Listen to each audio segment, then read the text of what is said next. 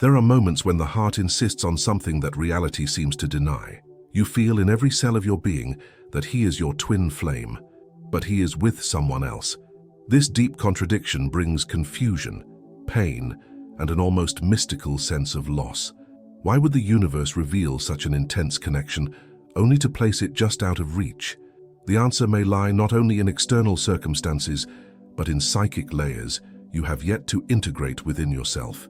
In this video, we will dive into the mysteries of Carl Jung's analytical psychology to understand what this connection really means, and why, even when physically separated, the bond may be serving an invisible purpose, a purpose that speaks more about your inner journey than about the other person. If this topic resonates with you, comment, "I trust the timing of my soul." In Jung's analytical psychology, the idea of a twin flame does not appear under that name, but it echoes deeply in the concepts of anima, animus, projection, and individuation. When we feel someone is our other half, what often happens is an intense projection of unconscious aspects of the psyche, typically the anima in a man and the animus in a woman, onto the other. This projection creates a sense of wholeness, as if we have finally found the part of ourselves we were missing. However, Jung warns that projection, powerful as it is only an initial stage.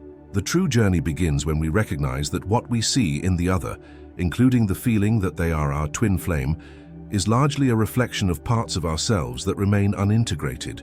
Conflict especially arises when that person is with someone else, because it shatters the fantasy of perfect union and forces us to look inward rather than outward.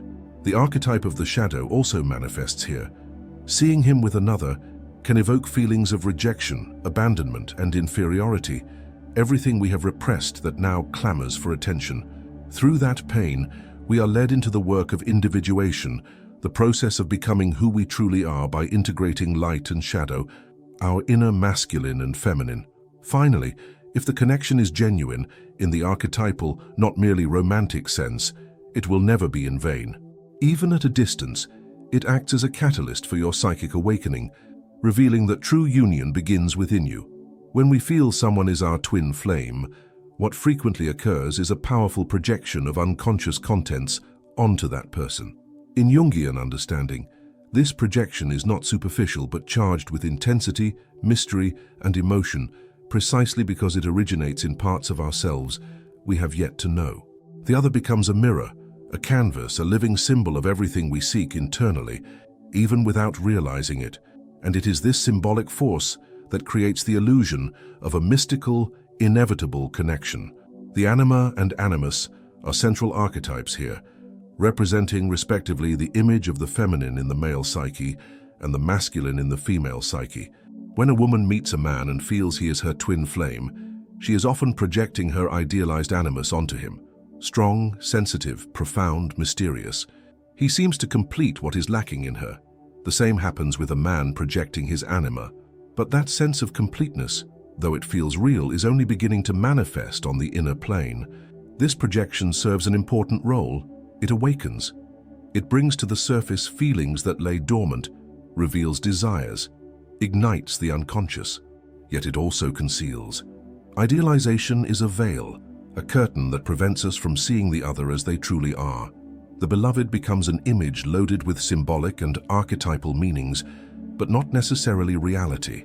That is where conflict begins.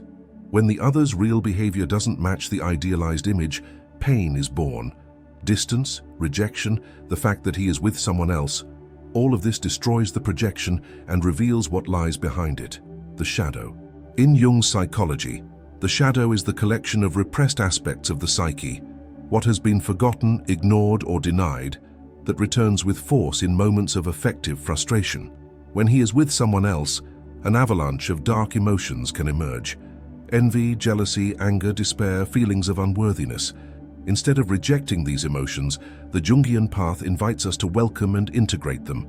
The pain that arises is not a mistake, but an invitation to see what still needs healing and understanding within ourselves. This relationship, even if it never becomes romantic, thus fulfills an initiatory role. It opens a portal to the unconscious, where the true self resides. And this portal only opens when the projection fails. When illusion falls away, we gain the opportunity to see ourselves more clearly, to recognize that what we sought in the other can, in fact, be cultivated within. Encountering the shadow, though painful, is transformative. It allows the beginning of individuation, the process of becoming whole by unifying what was split, light and shadow, desire and fear, inner masculine and feminine. In this sense, the twin flame is not a romantic destiny, but an activating archetype, a symbol that calls us back to the center of our own psyche. The real question is not why is he with someone else, but what does this fact awaken in me that needs welcoming? The answer lies less in the other and more in the inner journey this experience is catalyzing. It is a painful paradox, feeling you have found the most significant person in your life, precisely at a moment when everything seems to conspire against union. He is involved in another relationship, bound by commitments, emotionally distant, or simply unavailable. In light of Jungian psychology, this out-of-time appearance is not a mistake of fate, but part of a deeper archetypal movement, the encounter with the self before the ego is prepared. In the individuation journey, the self represents the totality of the psyche, what we essentially are but have not yet fully become conscious of. In this context, the twin flame appears as a symbolic manifestation of the self. It represents the meeting with wholeness, the union of opposites, the deepest and most authentic part of ourselves. Yet the ego is not ready to face this totality. When the ego is confronted by an image of the self prematurely, it tends to fragment, become confused, idealize, or reject. That is why this encounter often happens under impossible circumstances. The goal is not to romantically unite two people, but to provoke a crisis of consciousness. This crisis is necessary so that the old ego structures, those sustaining partial identities, superficial relationships, and unaddressed fears, begin to collapse. The twin flame emerges as the catalyst for this deconstruction, revealing a love that transcends ordinary desire while imposing limits that force an inner dive. Jung spoke of synchronicity as a mode of communication between the unconscious and external events. The meeting with a twin flame, however brief or distant, is deeply synchronic. It carries a calling, the sense of immediate recognition, of inexplicable connection, of familiarity beyond time and space is the language of the soul. But that calling is not necessarily to the other person. It is to oneself. Being not ready is part of the process. It is in absence, impossibility, and frustration that inner work begins. The pain of separation leads to the reconstruction of the psychic foundation. It is in that fertile ground of vulnerability that the seeds of individuation are sown. The image of the twin flame thus serves as a guiding archetype, pointing toward what you are meant to become, not merely who you wish to love. Preparation for this kind of encounter is not external. It's not about having stable employment, solving your love life, or waiting for the other person to be available. It is about internal alchemy, a psychic maturation that can only occur through confrontation with the unconscious. The premature appearance of the twin flame signals that the soul is ready to begin this process, even if the ego resists. Moreover, the very absence of romantic union is a prompt for growth. It is common after meeting a twin flame to feel a void difficult to fill. But this void is not punishment, it is space. Space to get to know yourself, to mature emotionally, to develop your inner masculine and feminine. Separation stimulates growth, and growth in turn prepares the ground for a new kind of love, perhaps not with that person, but with someone who reflects who you have become. We are not unready because we are insufficient, but because the love we seek demands a new consciousness. And the twin flame appears precisely to ignite this inner light, even at the cost of pain. Few situations shake us as deeply as seeing the person we feel to be our twin flame in a relationship with someone else. This seemingly cruel scene can be one of the most decisive moments in your psychic journey. From the perspective of Jungian analytical psychology, this event is not an obstacle to your destiny, but an inflection point, something with the power to accelerate your individuation process if you can grasp its hidden meanings. First, you must realize that the other person's relationship serves as an amplified mirror of your own psyche. It is not just about him being with someone else. It is about what that image awakens within you. Abandonment, rejection, anger, inadequacy, or even the sense of unworthiness. All of this composes your shadow, the parts you hid from yourself to survive emotionally. The person beside him then comes to represent something even deeper, your internal rival, the persona you believe you must be to be loved, or the reflection of who you feel you still are not.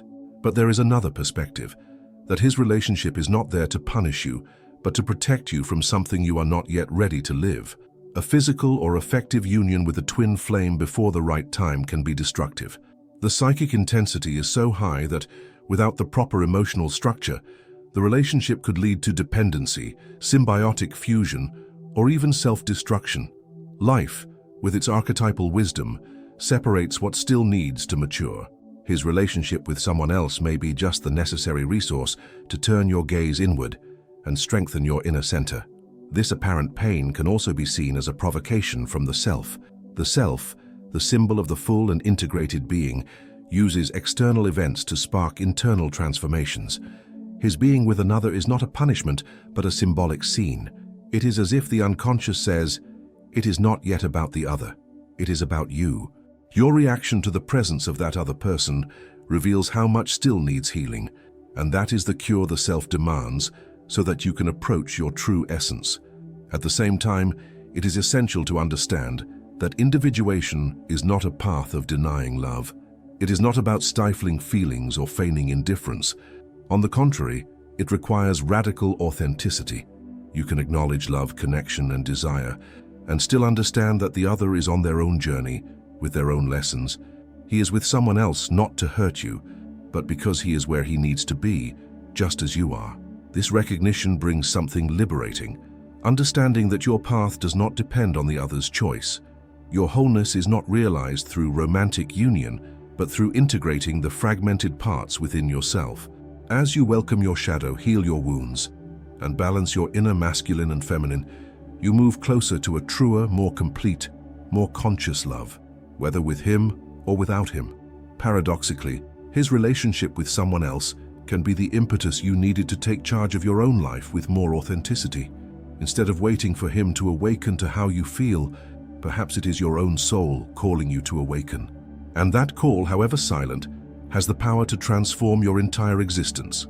In a world shaped by romantic narratives, it is natural to associate the twin flame concept with perfect union, eternal love, and fulfillment in two. However, in light of Jungian analytical psychology, this connection transcends conventional affective bonds. It points to something deeper, a spiritual calling, an unconscious summons to awaken the soul. The purpose of the twin flame is not necessarily to culminate in a romantic relationship, but in a psychic integration that frees and transforms. The twin flame image activates archetypes of wholeness, of fusing opposites, of returning to original unity. But this unity does not occur outside. It happens at the core of the self. When you feel an overwhelming bond with someone, you are being invited to see, through the other, the dormant parts of your own psyche. The twin flame does not arrive to complete you, but to remind you of what is already within you, waiting to be acknowledged, embraced, and integrated. This journey is profoundly spiritual because it requires surrender to mystery, openness to the invisible, and courage to face internal truths that challenge the ego. The twin flame is often the spark that ignites the individuation process, which for Jung is the true goal of psychic life. Rather than seeking to merge with the other, you are called to unite the polarities within yourself: reason and intuition, strength and vulnerability, feminine and masculine. This inner integration frees you from emotional dependency and makes room for a broader love, one that begins with yourself. The pain of separation or of the relationship not materializing with the twin flame is not a failure of fate. It is an initiation. The suffering this situation causes breaks the rigidity of ego structures, dismantles illusions, and forces you to dive into your own essence. This dive is demanding, but profoundly rewarding. You begin to see yourself more truthfully. Your wounds become portals of power. Your love, once projected onto the other, expands into something more vast, a consciousness of yourself as a being in transformation. Jung said that the encounter with the self, the organizing center of the psyche, is always preceded by a crisis. The twin flame may be that crisis in human form. It appears, throws everything into disarray, shatters mental schemes, exposes fears, and, when it does not respond as we expect, forces us to grow. The spiritual purpose lies precisely there, using that experience as momentum to evolve, to awaken, to leave affective passivity behind and take responsibility for our own healing. This purpose does not exclude the possibility of a future union, but if that union comes, it will be between two whole beings, not between needy halves. And if it does not come, it will still have fulfilled its highest function, bringing you back home, into yourself, to the place where your deepest truth lives.